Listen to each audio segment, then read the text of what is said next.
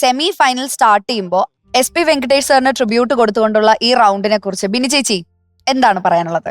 വളരെ സന്തോഷം. കാരണം ടോപ്പ് സിംഗറിലൊക്കെ ഇരുന്നപ്പോൾ ഒരുപാട് പാട്ടുകൾ അദ്ദേഹം മലയാളി അല്ലെങ്കിലും മലയാള തനിമ ആ നേറ്റീവ് വിടാതെ അദ്ദേഹം പല പാട്ടുകളും അദ്ദേഹം ചെയ്തത് കേട്ടിട്ടുണ്ട്. വളരെ മനോഹരങ്ങളായ പല പാട്ടുകളും. അപ്പോഴൊക്കെ എനിക്ക് അദ്ദേഹത്തിന്റെ ഒരേ ഒരു ഡിവോഷണൽ പാട്ട്, ഇത് ഡിവോഷണൽ ആയിരുന്നോ ഫിലിമാണോന്ന് ഇപ്പോൾ ഓർമ്മയില്ല, ചെന്നൈയിൽ പാടിയിട്ടുണ്ട് കുറേ വർഷങ്ങൾക്ക് മുമ്പാണ്. ഇത്രയും വലിയ ഒരു ലെജൻഡ് ആയിരുന്നിട്ടും അദ്ദേഹം വളരെ സ്വീറ്റായിട്ട് വളരെ വിനയമായിട്ട് എത്ര ഇതായിട്ടാണ് പെരുമാറുന്നതും ഇടപഴകുന്നതും എല്ലാം. അപ്പൊ എന്താണേലും അദ്ദേഹത്തിന്റെ ആത്മാവിന് മുമ്പിൽ എന്റെ പ്രണാമം.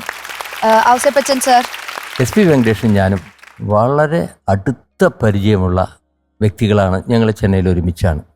ഞങ്ങളൊക്കെ ഏതാണ്ട് ഒരേ പ്രായക്കാരാണെങ്കിലും എന്നേക്കാളൊക്കെ വളരെ മുമ്പ് ചെറുപ്പത്തിലെ അദ്ദേഹം മ്യൂസിക് ഫീൽഡിലേക്ക് വന്നിട്ടുണ്ട്.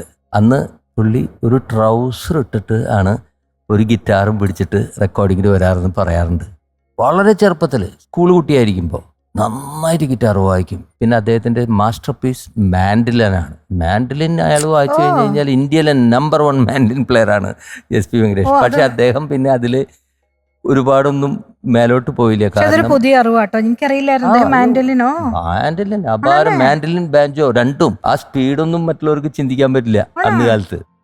അപ്പൊ അദ്ദേഹം പക്ഷെ പിന്നീട് അതിലൊന്നും അധികം കോൺസെൻട്രേറ്റ് ചെയ്തില്ല. അതിനുള്ളിലെ അദ്ദേഹം ചെറുപ്പത്തിലെ മ്യൂസിക് ഡയറക്ടർ അല്ല, അസിസ്റ്റന്റ് മ്യൂസിക് ഡയറക്ടർ. അവിടെ വിജയഭാസ്കർ എന്ന് പറഞ്ഞിട്ട് കന്നഡ, അങ്ങനെ കുറേ മ്യൂസിക് ഡയറക്ടേഴ്സ് ഉണ്ട്. ഇവർക്കെല്ലാം അസിസ്റ്റന്റ് എന്ന് പറഞ്ഞാൽ അന്ന് കാലത്ത് മ്യൂസിക് ഡയറക്ടേഴ്സ് പാട്ട് ചെയ്ത് കൊടുക്കും, പിന്നെ അങ്ങോട്ട് ഏൽപ്പിക്കുക എന്ന് പറയുന്ന പോലെ ആ പണിയാണ് അദ്ദേഹം ചെയ്തു തുടങ്ങിയത് എത്ര ചെറുപ്പത്തിൽ. അപ്പം അതുകൊണ്ട് അദ്ദേഹത്തിന് ഈ സിനിമാ മ്യൂസിക്കുമായിട്ട് ഭയങ്കര നോളജാണ്, എക്സ്പീരിയൻസ് നോളജ്.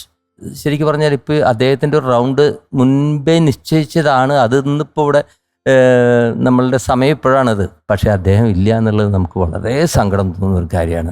അദ്ദേഹത്തിൻ്റെ ആത്മശാന്തിക്ക് എല്ലാ പ്രാർത്ഥനകളും. ഞാനിനിയിപ്പോൾ ചേച്ചിയും സാറും പറഞ്ഞതിനപ്പുറത്തേക്കൊന്നും പറയാനില്ല. നമുക്ക് എല്ലാവർക്കും അറിയുന്ന പാട്ടുകൾ, ഒരുപാട് കൊല്ലമായിട്ട് ഞാൻ പാടിക്കൊണ്ടിരുന്ന പാട്ടുകൾ സ്റ്റേജിൽ MG സാറിൻ്റെ കൂടെ പാടുന്ന മീനവേനലിൽ അദ്ദേഹം പാടുന്ന കിളികൾ പമ്പരം, ഇതൊക്കെ വെങ്കടേഷ് സാറിന്റെ പാട്ടുകളാണ്. നമുക്ക് ഡേ ടു ഡേ ലൈഫിൽ നമ്മളൊരു 10 പാട്ട് നമ്മുടെ ഫേവറേറ്റ് എടുത്തു കഴിഞ്ഞാൽ ഡെഫിനറ്റ്ലി അതിൽ അദ്ദേഹത്തിന്റെ പാട്ടുകൾ ഉണ്ടാവും. നമുക്കൊരു 2 വരി എന്നെ കേൾക്കാൻ പറ്റോ?